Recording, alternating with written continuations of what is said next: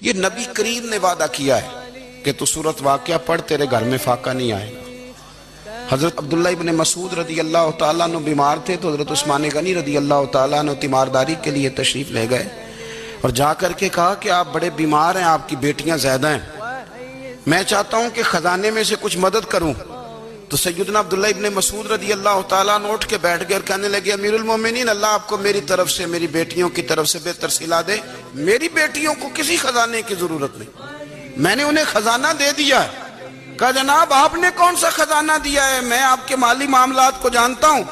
تو فرمانے لگے امیر المومنین، میرے نبی کریم نے فرمایا ہے جو سورت واقعہ پڑھے اسے کبھی فاقہ نہیں آتا، میں نے بیٹیوں کو یاد کرا دی ہے، یہ خزانہ میں نے انہیں دے دیا ہے۔ وہ سارے والدین سنیں جو بیٹیوں کے لیے پریشان رہتے ہیں۔